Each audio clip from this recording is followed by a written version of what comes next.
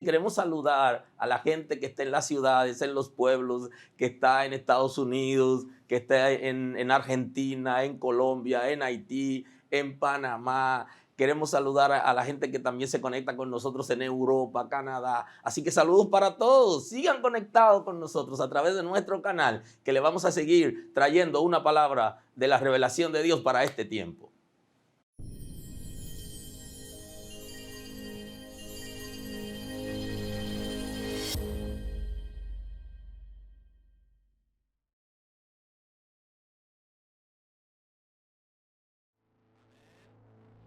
Señor, te damos gloria y honor.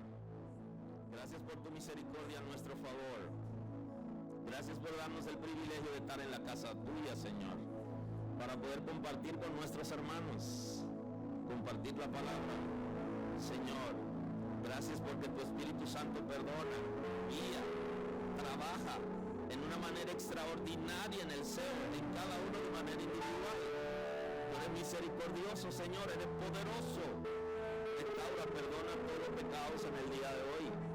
Señor, que cada persona que ha venido en el día de hoy sea fortalecido en su ser interior y que pueda dar respuesta a sus debilidades con la guianza de tu Espíritu Santo.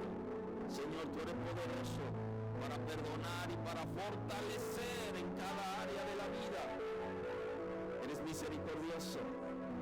Bendecimos cada familia que está aquí en el día de hoy, que sean prosperados, que tu gracia fluya a favor de ellos, que sean guiados por tu misericordia, restaurados, reconciliados, Señor.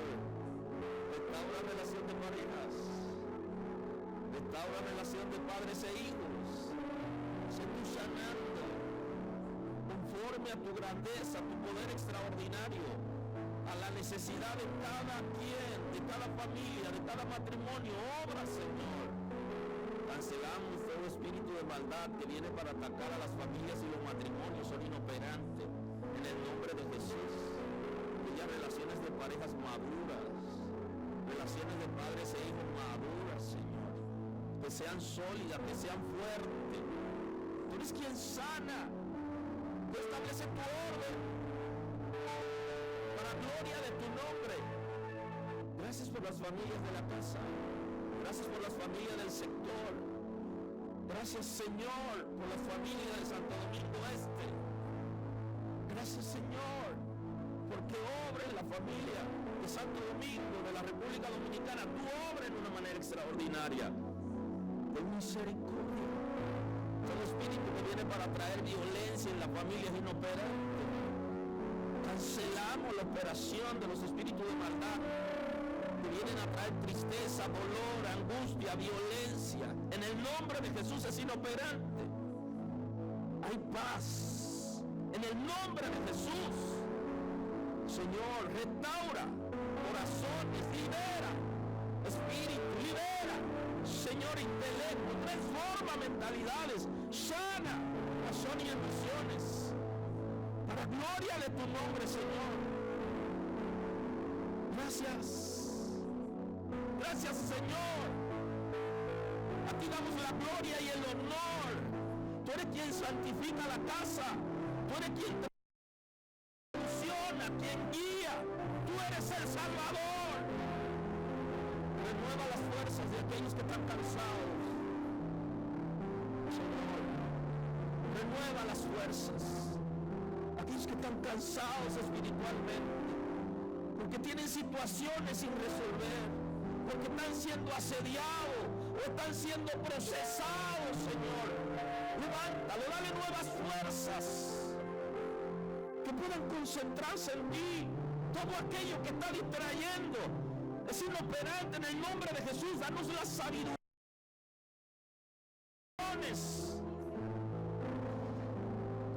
Eres mi libertador, eres fuerte, eres príncipe de paz, eres transformador. Tú eres nuestra esperanza, Señor.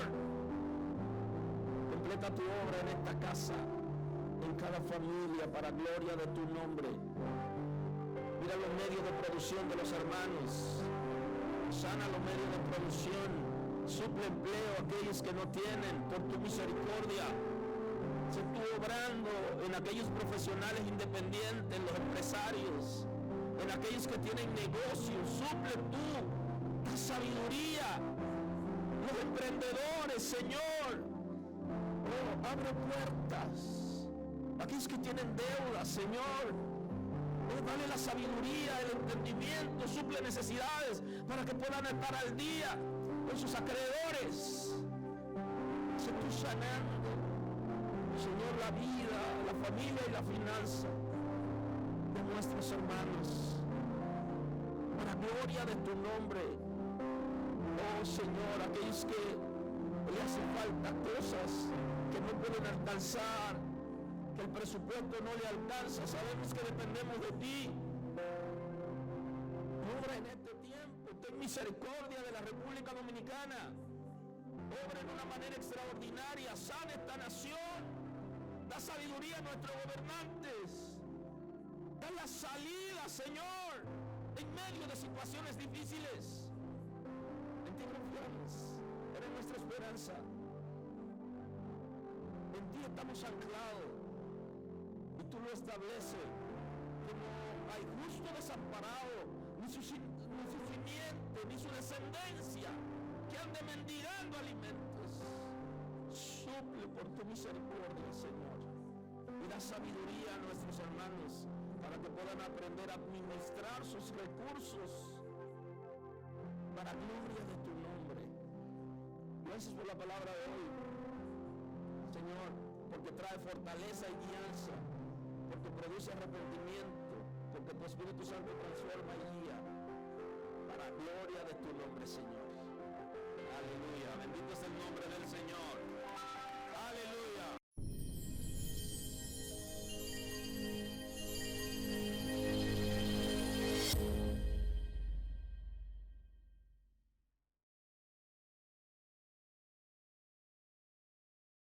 Escritura para adentrarme a la predicación de hoy. Hoy estaremos hablando del propósito del pastor.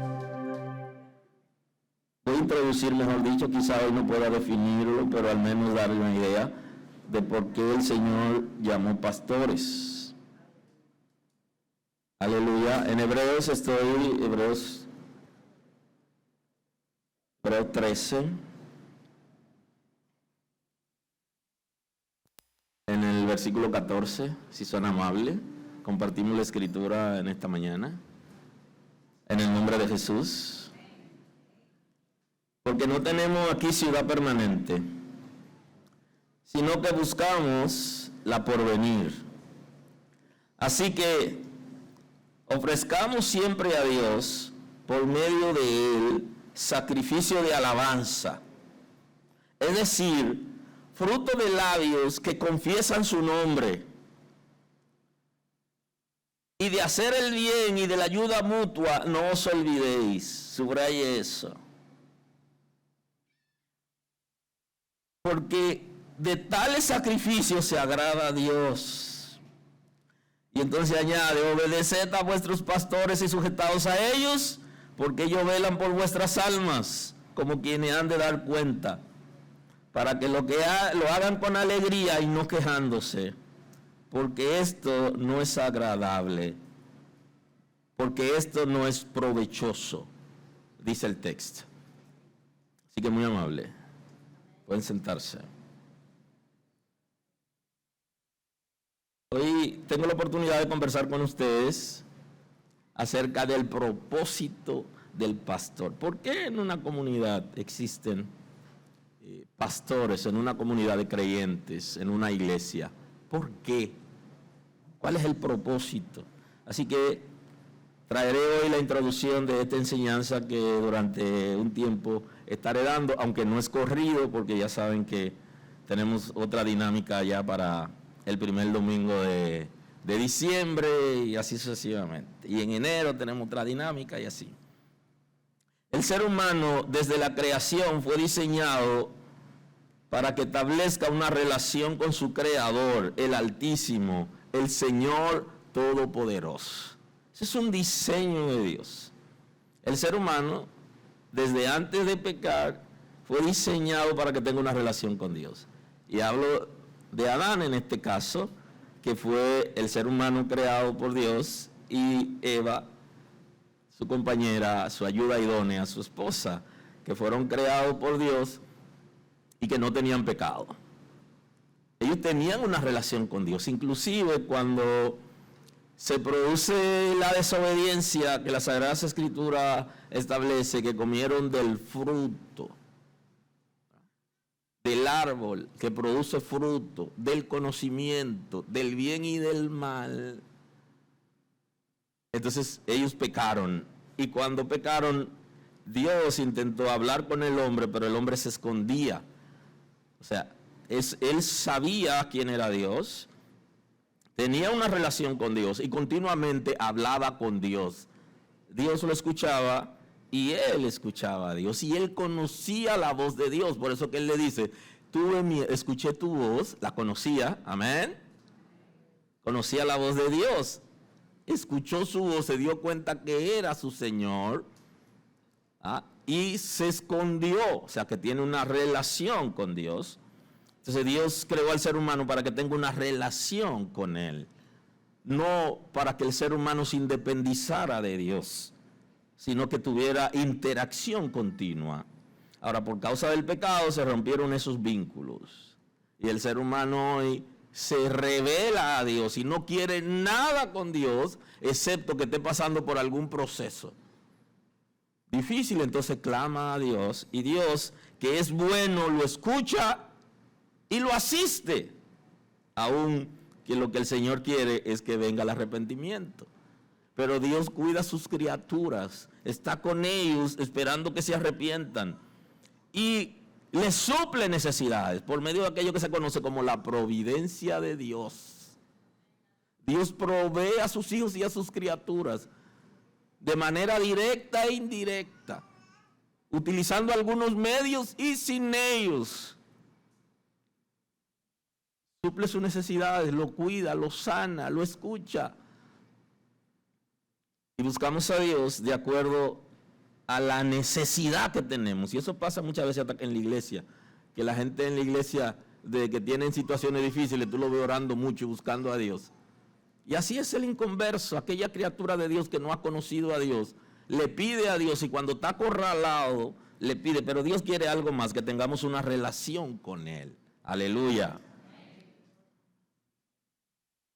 Jesús, hablando de esto, Él enseña en el Evangelio. El evangelista Marcos registra en el capítulo 2, el versículo 27, registra lo siguiente. También le dijo, el día de reposo fue hecho por causa del hombre, no el hombre por causa del día de reposo. Por tanto, el Hijo del Hombre es Señor aún del día de reposo. Interesante. Jesús estaba diciéndole al pueblo de Israel, quienes habían establecido el día de reposo para la ley, llámese el sábado, y que hoy la gente ya no dice sábado, sino dice el Shabbat, que es lo mismo, pero esa es una manera de vender otra cosa, para que la iglesia retroceda a la ley, y entonces ya no guardan el sábado, sino el Shabbat, que es lo mismo, el sábado. Entonces Jesús le dice, yo soy Señor del sábado, yo no tengo que guardarlo, le dice. Y mis discípulos tampoco tienen, porque yo soy Señor del sábado. Ahora, observe lo que le dice y anote eso.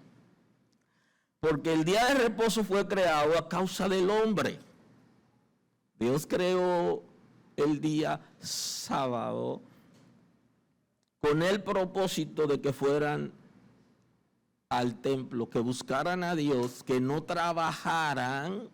O sea, que desde la creación Dios tiene la intención, el deseo de que el ser humano le sirva, y por eso creó ese día en la ley. Ya saben, en la gracia Jesús resucitó el día domingo, primer día de la semana, y la iglesia no guarda ningún día y se reúne los domingos por aquello del famoso fin de semana inglés, que es una conquista de los trabajadores, que puedan tener los sábados en la tarde libre y los domingos libres.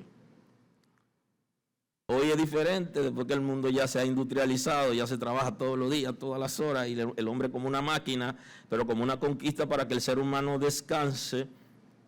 conocido como el fin de semana inglés, y entonces nosotros tenemos la libertad en los países del occidente, y llámese países cristianos entre comillas, tenemos la libertad de reunirnos el domingo y de que tengamos ese día libre.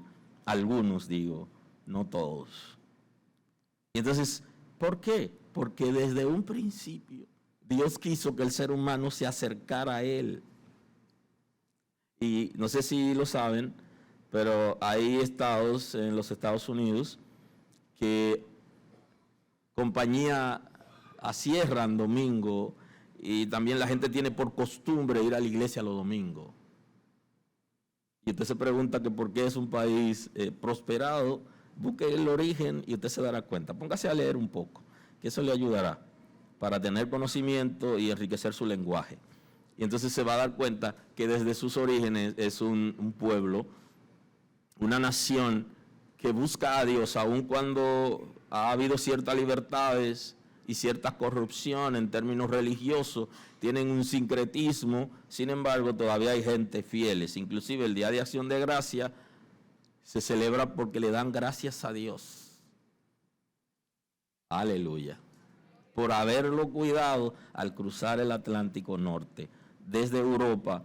Y eso también tienen que leerlo ahí, cómo el movimiento protestante influyó para que Estados Unidos se fundara. Y esto es importante, que también lo pueden leer. A partir del pecado original, el ser humano necesita un Salvador que llene las expectativas de la justicia de Dios.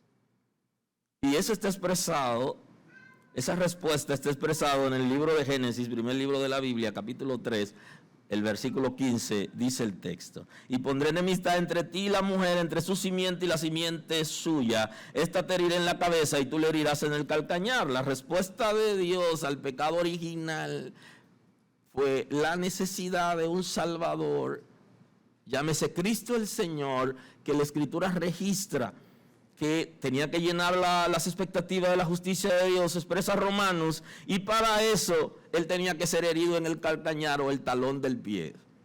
Pero que la serpiente sería herida en la cabeza, y ese golpe mortal, que es el de la cabeza, no el del pie, pero el del pie sí, el golpe del pie sí es una herida que Cristo tenía que sufrir para poder llenar las expectativas de la justicia de Dios, pero iba a golpear a Satanás en la cabeza. Necesitamos un Salvador.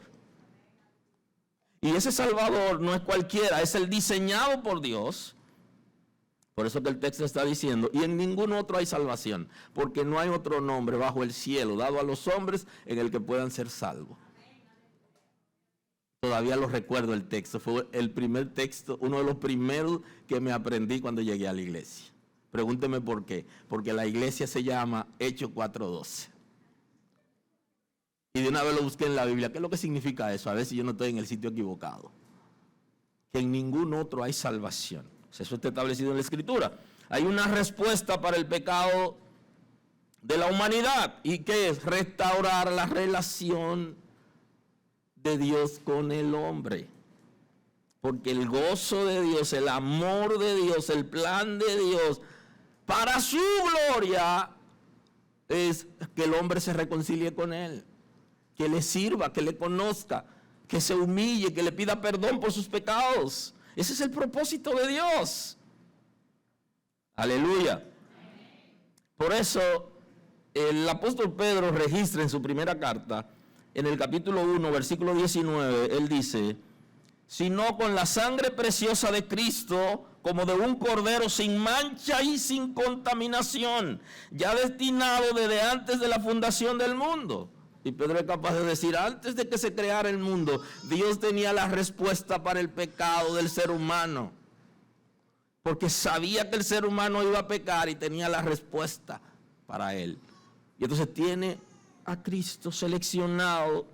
Por eso que el texto dice: sino con la sangre preciosa de Cristo, como de un cordero sin mancha y sin contaminación. No había pecado en Cristo, no había ninguna contaminación, ninguna mancha, ya destinado desde antes de la fundación del mundo. pero manifestado en los postreros tiempos por amor de vosotros. El amor de Dios es el que va a traer a Cristo manifestado en el mundo para reconciliar al ser humano pecador con Él. ¿Hasta dónde me ama Dios? Eso lo expresa Juan 3:16, que es un texto que todos conocemos. De tal manera amó Dios al mundo, que ha dado a su Hijo unigénito para que todo aquel que en Él cree no se pierda, mas tenga vida eterna. No se pierda, no siga perdido, es el contexto, sino que pueda gozar de vida eterna. Y esa es una manifestación del amor de Dios. Dios quiere que el ser humano se reconcilie con Él, porque quiere una relación, tiene una demanda al ser humano. Yo quiero una relación contigo, yo quiero que abras tu corazón para que me sirva. Ese es el propósito. Y por eso Pedro está describiendo que en los postreros tiempos, por amor de vosotros, o sea, por amor de ustedes, dice Pedro, mediante el cual creéis en Dios, que les resucitó de los muertos y le ha dado gloria, para que vuestra fe y esperanza sean en Dios. Para que vuestra fe y esperanza sean en Dios por medio del sacrificio de Cristo. Punto importante. Dios quiere rescatar al ser humano a una nueva relación. El ser humano necesita un salvador, no un pastor. Es un salvador lo que necesita. Ahora, ese Salvador dice que Él es el buen pastor, y Él dice que su vida da por las ovejas. Todo ser humano necesita un Salvador. El Salvador creó una comunidad de creyentes, una familia de fe que requiere que alguien la administre. Usted no viene a la iglesia porque usted necesita un pastor.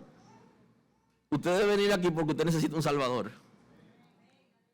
Ahora, el que salvó a la humanidad creó una comunidad de creyentes. Y como en todos los sitios hay alguien que administra, alguien que es cabeza, entonces Él le llamó pastor. Su propósito de Dios es salvar a la humanidad y que la humanidad se convierta en iglesia. De ahí es que el texto, cuando se refiere a la iglesia, dice que las puertas del infierno no prevalecerán contra ella. Nunca vencerán a la iglesia. ¿Y quién es la iglesia? Los creyentes, los hijos de Dios. Para hacer iglesia hay que ser hijo de Dios. Y para ser hijo de Dios, el Espíritu de Dios debe transformar nuestro espíritu cuando hemos recibido a Cristo como Salvador. Entonces nos convertimos en hijos de Dios. Y siendo hijo de Dios, entonces pertenecemos al pueblo de Cristo. Ese ser hijo de Dios, nadie puede vencerlo. Dice, no prevalecerá, está estableciendo Cristo. Si usted tiene al Señor Jesucristo y guiado por el Espíritu Santo, estará en capacidad de ser pastoreado. Quien esté en capacidad de ser pastoreado es aquella persona que ha recibido a Cristo como Salvador y se ha convertido en un hijo de Dios guiado por el Espíritu Santo. Y por eso el Señor creó la comunidad de creyentes y puso a alguien, se considera como el primero entre sus iguales. ¿Por qué iguales? Porque por todos nosotros Cristo murió, y entonces el pastor es el que responde por la comunidad de creyentes. Con el propósito de que guíe la gente a Cristo, es lo primero. Si no guía a la gente a Cristo, entonces no es pastor. Porque el propósito es que guíe a la gente a Cristo. Y para guiar a la gente a Cristo hay que darle la palabra, enseñarle la palabra, tal y como lo establece la Escritura, y que la gente lo reciba a Él como Salvador. En la iglesia puede estar la gente que no recibe a Cristo como Salvador, y eso es bueno que la gente venga, pero el propósito del pastor es guiarlo para que conozcan al Salvador. No es para otra cosa. Instruirlos en el conocimiento de la palabra de Dios. Para eso usted necesita un pastor. Necesita que alguien lo instruya, o mejor dicho, la comunidad de fe necesita un pastor para que lo instruya en el conocimiento de la palabra. Y gracias por venir los miércoles, está muy interesante. Desarrollarlos en el ministerio para que puedan dar a luz hijos espirituales sanos y que se creen nuevas congregaciones. la gente que viene a la iglesia pueda crecer con salud espiritual y esté en capacidad de ganar a otras personas para Cristo también, y que esas personas estén en capacidad de levantar nuevas congregaciones para que en nuevas comunidades de creyentes la gente pueda conocer a Dios. Punto importante. Hijos espirituales sanos, porque debemos guiar a Cristo para que el Espíritu de Dios pueda sanar a la gente. ¿Sanar de qué? Esa es una pregunta que es muy amplia, pero usted puede tomarla a título personal. ¿De qué usted necesita sanidad? El Espíritu de Dios lo va a sanar.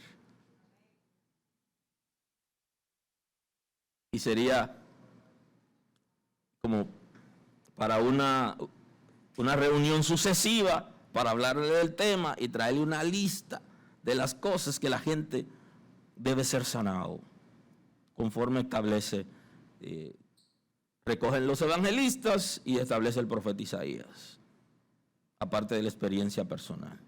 Disciplinarlos en la vida. La gente necesita, cuando estamos en el mundo, tenemos como una manera diferente de pensar y tenemos una crianza, tenemos paradigma, formación. Cuando llegamos a la iglesia necesitamos como que alguien nos forme acerca de la vida, de qué quiere Dios, de cómo deben ser las cosas. Y para eso, las comunidades de creyentes necesitan tener pastores para ser formados. Porque ¿qué nos dio el mundo? Inclusive hay algunos que no han podido ganarse su propia familia porque su comportamiento no es bueno, porque su conducta es desaprobada, porque no han aprendido todavía a tener un comportamiento como hijo de Dios, que es lo que va a producir que la gente se acerque a Dios. Y sus amigos no van a poder ganarlo porque su comportamiento no es sano. Y entonces, cuando son instruidos en la vida, en el conocimiento de Dios, de lo que Dios requiere, que va a producir paz interna y capacidad para ganar a otros, entonces necesitan ser formados. Y lo que antes le hablé, enseñarlos a hacer, esto es tener identidad, a hacer y a convivir juntos. Y esa es 3 series. Una serie de identidad, una serie para aprender, que aprendan a hacer cosas, a ser productivos en el reino y a convivir juntos, que es un tema que estoy trabajando ya en varias entregas y he tenido algunas dinámicas y todavía me queda muchísimo, porque hay un arte que es el arte de convivir juntos, juntos en pareja, juntos como hermanos, juntos con padres e hijos, ser entes sociales, conforme establece la Escritura, junto con los supervisores en el trabajo, convivir juntos. Eso es un arte. Y eso es una responsabilidad de los líderes de las congregaciones, enseñar a la gente a que aprendan a respetarse mutuamente. Que eliminen la violencia desde sus corazones, desde su casa, para que hacia afuera no llegue la violencia. Respetar el derecho de los otros, convivir juntos. Eso es lo que nos hace falta en este país para progresar. Inclusive, hay estudios que han demostrado que cuando la familia sabe convivir juntos, económicamente vive mejor, los hijos son sanos, y de las familias que mejor se llevan, salen los mejores profesionales. Y la gente que sirve a la sociedad y los mejores empresarios salen de ahí, de las familias que tienen unidad, que saben trabajar juntos, que son sanos. Y algo más, el estudio dice que trasciende generaciones. O sea, que no solamente usted, sino su descendencia, sus hijos, sus nietos y bisnietos. Cuando usted le enseña a convivir juntos, cuando usted tiene una familia de paz, cuando el matrimonio es duradero, cuando los ingresos son sanos y se unen en la familia, eso genera prosperidad. Y para eso hay que convivir juntos. Y hay que aprender eso. Eso es un arte. Y los estudios hablan de todas esas bendiciones que da. Ahora, para eso el Señor quiere que las comunidades de creyentes tengan un pastor. Ahora, si no tienen a Cristo como Salvador y como Señor, no van a ser pastoreados. ¿Por qué? Porque hay una resistencia. Y lo que va a hacer que nosotros tengamos una actitud diferente es cuando somos hijos de Dios, cuando somos transformados por el Espíritu de Dios. Nos convertimos en hijos de Dios, entonces estamos en capacidad de que la gente pueda guiarnos sin ofrecer resistencia. Y entonces el escritor de los Hebreos nos da la enseñanza con una motivación importante. Porque en el 13:14, porque no tenemos aquí ciudad permanente. Porque aquí la Escritura dice que lo más robusto son 80 años. Y partiendo del concepto de la eternidad, si usted llega a 100 años aquí, llega con mucha debilidad, porque usted es tan fuerte, está en capacidad. Cuando llega al 80, entonces entra en un proceso de reversión y va perdiendo las fuerzas. Y entonces, durar en la tierra 100 años, 120, ¿por qué no? 130. Pero, ¿qué es más? ¿La eternidad que no se cuenta o 100 años? Si vamos a durar para siempre, entonces la Escritura presupone que estamos claros que la ciudad donde estamos, que la nación de donde vivimos, que el mundo donde estamos no es permanente. Que esta ciudad es como es de paso. No tenemos aquí ciudad permanente. Si lo asociamos con la eternidad, usted pasará la eternidad fuera de esta ciudad, fuera de este mundo, y entonces usted debe preocuparse u ocuparse de lo que viene, lo que es para siempre. Sino que buscamos la porvenir. Estamos enfocados en la ciudad que viene, donde pasaremos la eternidad. Y entonces le dice, así que ofrezcamos siempre a Dios, por medio de Él, sacrificio de alabanza. Así que atrévanse, como ustedes no están permanentes, no están en una ciudad que vivirán permanentemente, sino que están pensando en la porvenir, atrévanse a alabar a Dios. Y sean capaces de hacer sacrificio de alabanza. Entonces, ¿qué es el concepto de alabar a Dios? Es que nuestras acciones y nuestra conducta alaben al Señor. Que mis pensamientos alaben al Señor. 3 cosas de las que he venido hablándoles hace unos días. Pensamientos, conductas y palabras. Que lo que hablemos, alabe a Dios. Que lo que pensamos, alabe a Dios. Que nuestra manera de actuar sea aprobado por Dios. Y que seamos capaces también de darle honor y gloria, alabanza, libremente a Él, porque nosotros andamos detrás de algo más que lo que tenemos aquí. Algo más que el carro, algo más que la casa, algo más que la familia, algo más que el dinero, porque todo eso es pasajero, se quedará aquí y no lo podemos transportar para allá. Una nueva ciudad, que decía Kairos anoche, que es extraordinaria, majestuosa. Entonces esa ciudad, esa nueva ciudad de la que nosotros andamos detrás, requiere que nosotros estemos claros. Y por eso el Señor dejó pastores en la congregación, para que guíen la gente hacia su norte, hacia esa ciudad. Y de hacer el bien y la ayuda mutua, no os olvidéis. Porque la iglesia, lo que le da origen a la iglesia en su comportamiento, es que comparta con las necesidades de la gente, que sirva a la gente. Y si usted se llama iglesia y usted no puede servir a la gente, usted no es iglesia. Porque la iglesia, desde el principio de su creación, lo que se conoce como la iglesia apostólica, tiene una respuesta a las necesidades de la gente. ¿Qué necesita la gente que tú le puedes dar? ¿O qué tienes tú que la gente no tiene que tú le puedes dar? Y como no estamos apegados a lo terrenal, porque vamos a dejar eso aquí, vivimos como que vamos a otra ciudad y entonces compartimos lo que tenemos aquí en el mundo físico. ¿Alguien está aquí hoy? La gente se resiste a compartir con el que tiene necesidad.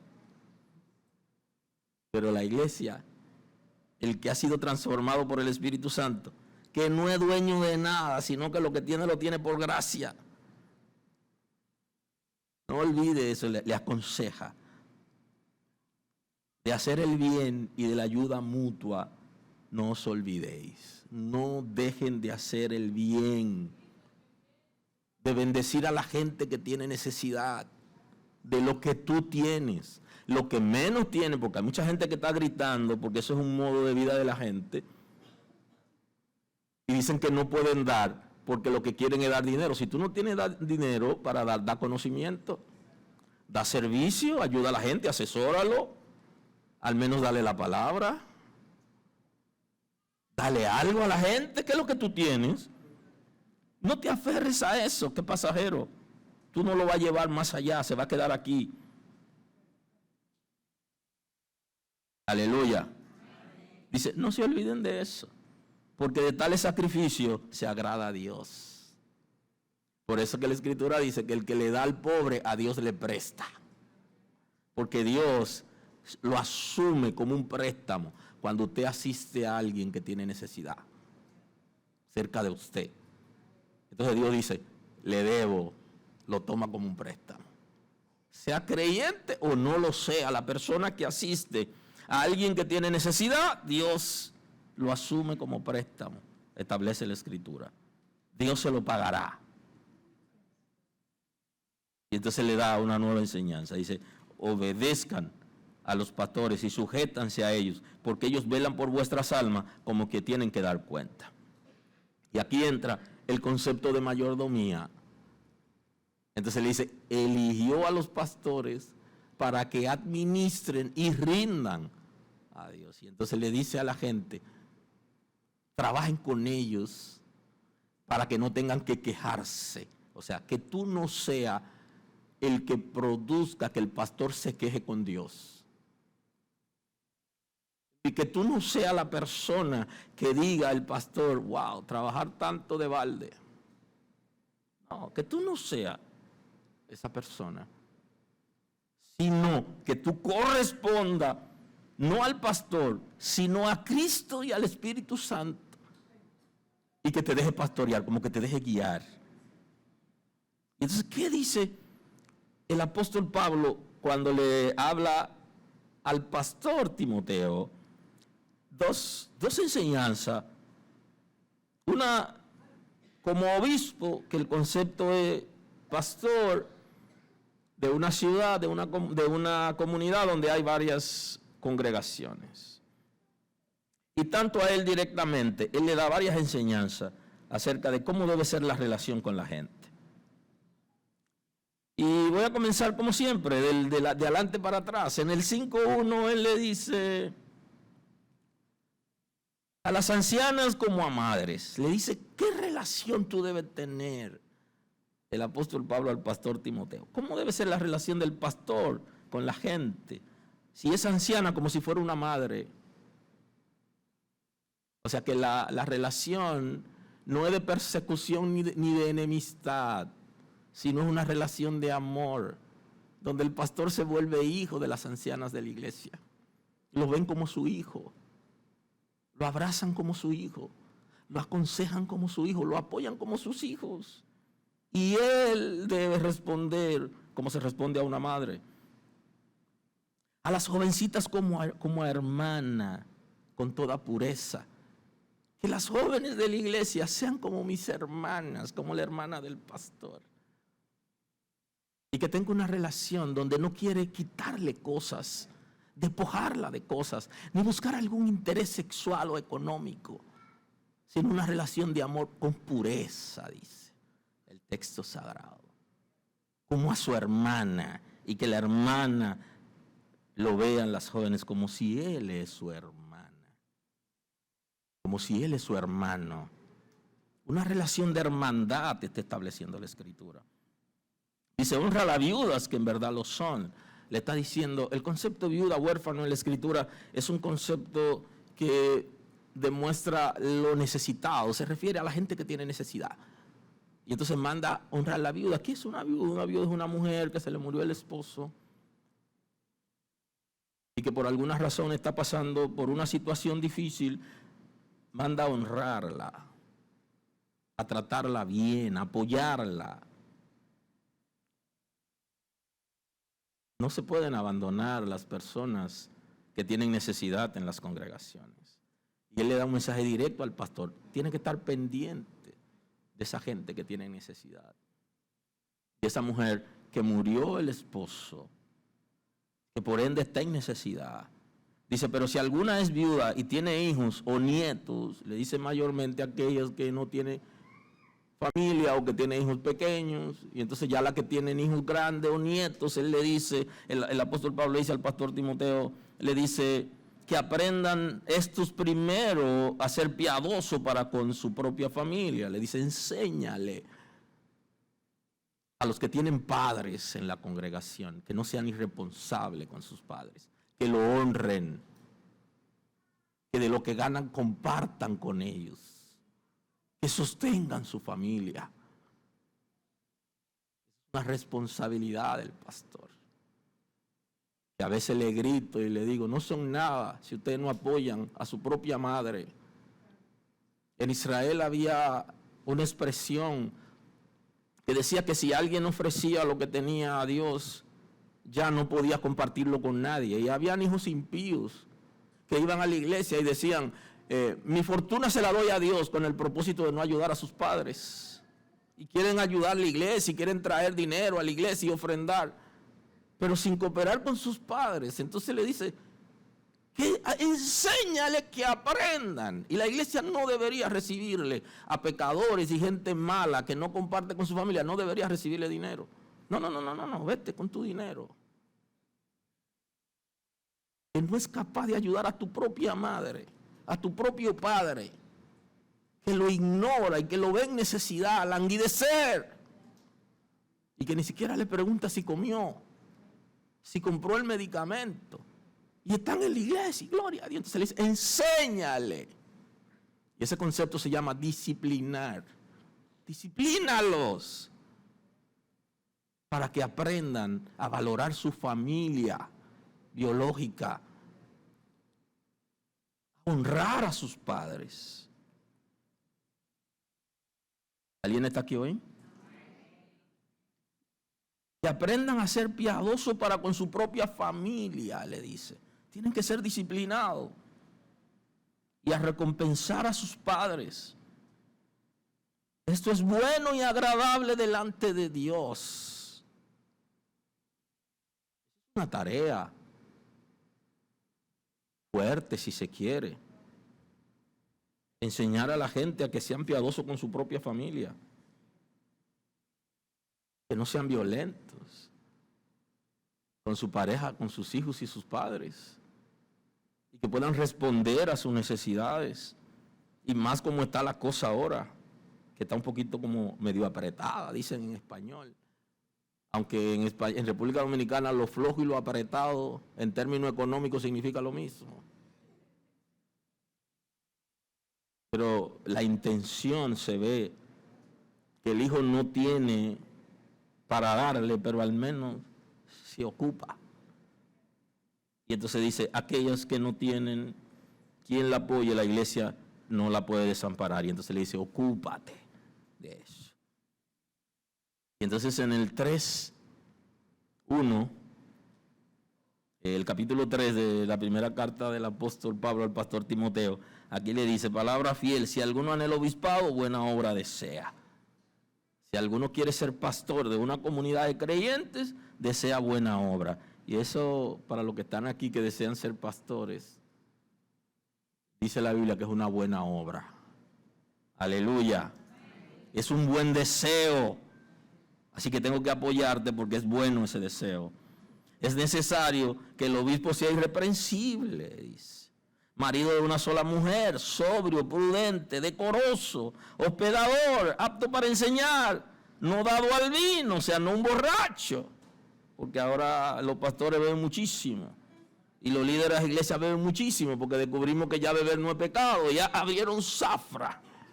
Beban y olvídense de sus problemas. Y entonces dicen, no, si tú quieres ser líder de una iglesia, tienes que dejar de beber, porque los borrachos no están en capacidad de administrar la cosa sagrada.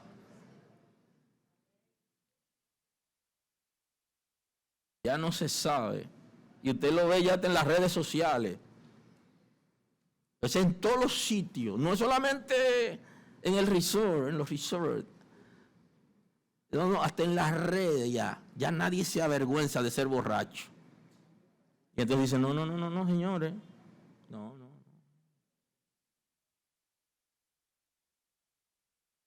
No pendenciero. No un rebusero. Un peleón, no codicioso de ganancias deshonestas, que no despoje a la gente del dinero de pagar su colegio y de sostener a sus hijos, que no se lo quite por engaño, que no desee la riqueza de las otras gente, que se conforme con lo correcto, lo que la gente puede dar voluntariamente en las congregaciones, y no que le quite a la gente lo que la gente tiene. Cooperaron y ahora traigan lo que le queda. Y a la hora de comer, entonces tengan que coger prestado o empeñar sus tarjetas. No, eso es codiciar lo ajeno. Ganancia deshonesta, lo que no es correcto. Hay deshonestidad. Por el contrario, debe ser amable, apacible, no avaro. Es una gente que quiera tener un almacén para generar seguridad, generar su propia seguridad con avaricia, que en la Sagrada Escritura dice que es sinónimo de idolatría, idolatran el dinero. Eso no es para gente que tenga ministerio y que tenga llamado, es para otra gente. No para un hijo de Dios, y menos los líderes. Que gobierne bien su casa y que tenga a sus hijos en sujeción, con toda honestidad. Lo que le está diciendo es que el dinero del ministerio no se lo dé a hijos impíos. Aleluya. Sino que sea para los hijos que demuestran que dan buen testimonio. Dice, no un neófito, eso es el concepto de nuevo creyente, una gente sin formación, sin educación. ¿Qué va a enseñarle a la gente? Si no está educado, si no está formado para el ministerio. No sea que caiga, no sea que envaneciendo se caiga en la condenación del diablo. Dice el texto, no vaya a ser que por falta de conocimiento se crea la gran cosa y dirija a la gente hacia él y choque con Cristo y caiga en la condenación del diablo. Que no dirija a la gente a sí mismo, sino a Cristo. No vaya a ser que se engrandezca por el nombre y que tengan que ponerle hojas de rama debajo cuando vaya a pasar. Y que se crea Cristo. Y entonces hay un problema con el que se cree muy grande. Dice que el que choca con Cristo se desbarata y a quien Cristo le cae encima lo desmenuza. Cayó en la condenación del diablo, dice la Escritura, para que no caiga ahí, que no sea un analfabeto bíblico, sino que tenga el conocimiento apropiado, la formación apropiada y que tenga la capacidad de que no se le suban los títulos a la cabeza. Ni la gente, ni la cantidad de gente se le suba a la cabeza. Y que se crean después superior a los demás y anden como pavo real. No quiere eso. Se va a caer en condenación. También es necesario que tenga buen testimonio de los de afuera. Que no sea el que más le deba a los hermanos y a los del vecino. Que no sea un engañador. Sino que en vez de despojar a la gente le dé. Que no se ponga a hacer negocio con los hermanos para luego engañarlo Y ya algunos han caído ahí. Le predicaron que Cristo venía un día y le dijeron, vendan sus casas y su bien y tráiganme el dinero. Y el día que estaban esperando a Cristo se desapareció, se han desaparecido con todo y nunca más han vuelto porque tenían ya su vuelo comprado para huir. Que tenga buen testimonio de lo de afuera, que no sea un impío afuera, que no se pelee tanto con la gente que colindan con su propiedad, que no coja par de metros a la fuerza del solar de al lado, que tenga buen testimonio de lo de afuera. Hay gente que son demasiado tigres para estar en el ministerio. Entonces la palabra dice, que no sea así, para que no caiga en descrédito y en lazo del diablo. Y metió al diablo otra vez ahí. Hay una trampa que Satanás le pone a la gente para que sean ávaros, para que sean engañadores, tramposos, y para que aprovechen la libertad en Cristo como libertinaje, para persuadir a la gente. Entonces le dice, para que no caiga en descrédito. Es una persona que está en la boca de todo el mundo, porque no tiene buen comportamiento. Y entonces la Escritura dice, es un lazo del diablo. O sea, el diablo lo está esperando para colgarlo.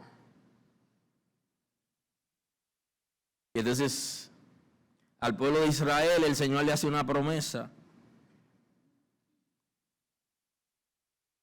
Le dije que era una introducción, porque hay muchas cosas que se tienen que quedar, porque hoy no lo puedo decir todo. En el profeta Jeremías, en el 3:14, él registra una promesa aquí al pueblo de Israel. Le dice, convertíos, hijos rebeldes, dice Jehová. Está llamando a la gente a que se conviertan a Jehová. Y lo hace en el antiguo pacto, de manera que eso tiene una connotación de gracia. La conversión, el arrepentimiento y la conversión. Reconocer que somos pecadores, que lo hemos hecho mal, para que el Espíritu Santo nos guíe a una apropiada conversión. Entonces hace un llamado, y esto es para la gracia, pero es un llamado en el antiguo pacto. Porque yo soy vuestro esposo, le dice el Señor al pueblo de Israel. Y os tomaré uno de cada ciudad y dos de cada familia, y los introduciré en Sión, le dice. Y os daré pastores según mi corazón, que os apacienten con ciencia, con inteligencia, le dice. Así que el concepto le está diciendo el Señor al pueblo de Israel, vengan, conviértase, porque para ser pastoreado tiene que estar convertido. ¿Alguien está aquí hoy? Los que no están convertidos no se dejan pastorear, porque hay que pasar por ese proceso. Y eso tiene que ver con la transformación del Espíritu de Dios. Entonces, habla de dos conceptos, y uno de ellos es ciencia y el otro es inteligencia. ¿Qué le está diciendo? Le está hablando de un trabajo que se está haciendo ya de manera contemporánea acerca de la inteligencia emocional y de la inteligencia múltiple que tiene que tener una persona para dirigir el pueblo de Dios. ¿Qué se dice de inteligencia emocional? Hay un tratado que escribe Goleman, y él dice acerca de inteligencia emocional, él dice, es la capacidad para conocer sentimientos propios y ajenos, de motivarnos y de manejar adecuadamente las relaciones. Y creo que ya Dios aquí en Jeremías 3:15 está dando esa clave. ¿Qué tipo de líderes le está prometiendo a la iglesia para el futuro? Y uno tiene que ver con la capacidad para expresar y entender sus emociones.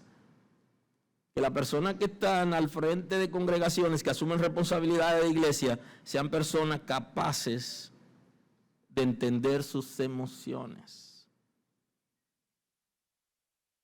Y esto es importante.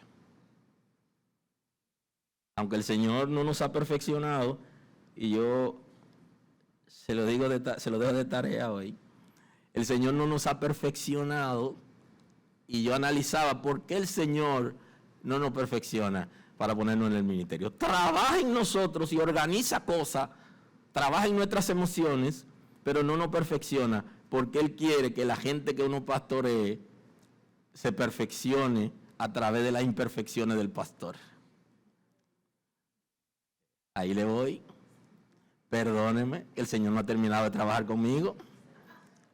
Para eso me dejó esas espinitas, para que tú puedas crecer. Para eso me dejó las espinitas. Entonces lo que cabe, el Señor no me perfeccionó del todo, todavía Él no ha terminado. Y eso que me hace falta es para que tú logres también crecer en el conocimiento de Dios. Aleluya. Si hay inteligencia emocional, entonces intentamos entender lo que las otras personas sienten. Y se necesitan líderes en congregaciones que puedan sentir lo que las otras gente están sintiendo. Y que a través de ese sentimiento tengan lo que se conoce como empatía. La gente le llama en términos prácticos ponerse en el zapato ajeno. Que se pueda sufrir con el que sufre, escuchar a la gente y dar una respuesta, no a partir de un criterio personal, sino estando en el lugar del otro. La manera correcta como se debe aconsejar y guiar a la gente. Y tercero, que tenga un lenguaje de fe. Que cuando la gente se junte con el pastor no salga derrotado, sino que salga con esperanza. Esperanzado en el Señor, que es todopoderoso y que va a dar una respuesta a través de los líderes para que la gente pueda ser fortalecido en Dios y no salir como derrotado porque no se le dio la palabra apropiada o porque no se le inyectó el ánimo o la fe que se requiere para enfrentarnos a realidades de la vida. Tiene que ver con inteligencia emocional. Y el segundo elemento es la inteligencia múltiple. La inteligencia múltiple en la Escritura está diseñada a través de los dones y de los ministerios. Y dice que el Espíritu de Dios es el que imparte dones y ministerios. Y si es el Espíritu de Dios que lo imparte, la Escritura dice que le dio a cada uno conforme a su capacidad. Pero en otro sitio la misma Escritura dice que Él es quien pone la capacidad y que Él pone el querer y el hacer. O sea, Él es que capacita a la gente para el ministerio. Y entonces hay una impartición para que la gente que está dirigiendo congregaciones sea capaz de dar respuesta a situaciones extraordinarias, fuera de lo común, por la revelación del Espíritu de Dios. No significa que los líderes de congregaciones, en este caso pastores, de esto hablamos hoy, no tengan estudios universitarios, pero los estudios universitarios no pueden ser utilizados como la base para dirigir, sino lo que la Sagrada Escritura establece, pero la ciencia se vuelve auxiliar para aquellos que estamos en el ministerio. Y entonces el Señor utiliza, por eso la Escritura habla, que nos recordará aquellas cosas que hemos aprendido. Entonces se requiere del llamado de Dios una formación en la palabra y el conocimiento de ciencia servirá como auxiliar. Pero el Espíritu de Dios va a impartir inteligencia múltiple, capacidades y habilidades extraordinarias para hacer cosas fuera de lo común y para dar respuesta a situaciones, porque Dios está comprometido con su iglesia, con su comunidad, y Él lo va a hacer. Él tiene la respuesta. Y entonces Él capacita a hombres y mujeres para que demos respuesta a la gente. Ya saben que por el tiempo tengo que concluir en el día de hoy. Debe haber una relación estrecha entre los hijos de Dios y su comunidad de creyentes. Por eso es que la Escritura está registrando que no dejen de congregarse, como algunos tienen por costumbre. Justamente por eso. Por eso es que Hebreos 13, 14, que es una lectura que hemos tenido, está haciendo un llamado, porque el concepto de obedecer es someterse voluntariamente. Ahora, en la Escritura, cuando habla de sometimiento, que lo usa en este caso a los líderes, a Dios, a los líderes, y en la relación de parejas, habla del sometimiento. En ambos casos hay una relación de amor. Nadie va a querer someterse a alguien que no lo ama y que no lo trate en amor, sino que lo menosprecian y lo rechazan. Entonces, por eso está haciendo un llamado en los textos que hemos visto de cuál debe ser el comportamiento del pastor para que pueda producirse la obediencia o sometimiento voluntario, donde la gente quiere ser guiado a Dios y entrenado en la palabra de manera voluntaria. Entonces dice, sujétense a ellos, que tiene que ver con el mismo concepto de obediencia, es como déjense guiar, porque ellos van a dar cuenta a Dios, porque ellos velan por vuestras almas como quienes han de dar cuenta. Interesante, ellos velan por sus vidas espirituales, y velar aquí por la vida espiritual, usted tiene que tener la capacidad para que lo llamen la atención. Cuando usted esté haciendo algo que es incorrecto y usted tiene que responder al llamado de atención o aceptar lo que se conoce como la amonestación o la reprensión, hay que tener capacidad para eso. ¿Por qué? Porque el que, dice la Escritura, que el padre al hijo que ama lo disciplina, al que no ama lo suelta, pero al que ama lo persigue, con el propósito de disciplinarlo para que sea grande, para que tenga buen desarrollo, para que viva bien. Y entonces, si el pastor no vela por las almas de la gente, si no lo llama la atención, si no lo confronta, entonces la persona no es amada por el pastor. Entonces usted tiene que entender que el amor va a producir la confrontación. Velan por las almas y tienen que dar cuentas. Velan por las vidas espirituales y dan cuenta. Y que puedan hacerlo con alegría, no quejándose, porque esto no es provechoso. Porque estar en el ministerio quejándose de la gente y de sentir como que la gente no le hace caso a la palabra, eso genera quejas. Dice, para que no tengan que hacerlo quejándose. De manera que debe haber una relación estrecha entre los hijos de Dios, su comunidad de creyentes y los pastores. Si es hijo de Dios, responde a una comunidad de creyentes. La iglesia necesita dar testimonio hacia afuera para que la gente pueda aceptar a Cristo, conocer a Dios. ¿Y cómo lo va a hacer? Si en una comunidad de creyentes la gente está peleándose, y la gente está hablando mal los unos de los otros, y hablan mal de los líderes, y se hablan mal los unos con los otros. Entonces Jesús nos da una enseñanza en la oración. Y dice que sean uno, Padre, como nosotros somos uno, para que el mundo crea que tú me has enviado. Para que el mundo crea en la iglesia tiene que estar en unidad y tiene que responder a las Sagradas Escrituras. ¿Por qué? Porque la gente que no conoce a Dios nos está mirando. Lo menos que quiere una gente es ir a la iglesia de la vecina que le niegue el agua. Y que cuando la llamó que tenía el niño grave, le estaba cobrando interés por lo que le estaba prestando para los medicamentos. Lo menos que quiere ir a esa iglesia, a cualquiera menos a esa. Ante la gente que voltea el rostro, se pone en el parqueo ajeno y cuando lo llaman la atención quiere pelear. Y entonces dicen, no, que aquí nadie tiene nada, todo esto es de Jehová. Eso es verdad, pero existe la propiedad privada. ¿Y qué usted va a hacer? Dios lo bendiga. Señor, gracias. Gracias por tu misericordia a favor de nosotros como iglesia.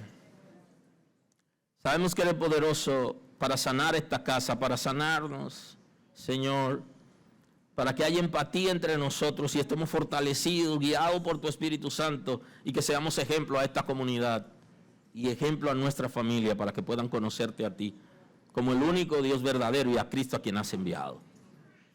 Gracias, Señor. Honor y gloria a tu nombre. Gracias, Señor. Bien, voy a pasar a dedicar a unos chicos, así que en lo que hacemos. Gracias por estar con nosotros escuchando la palabra.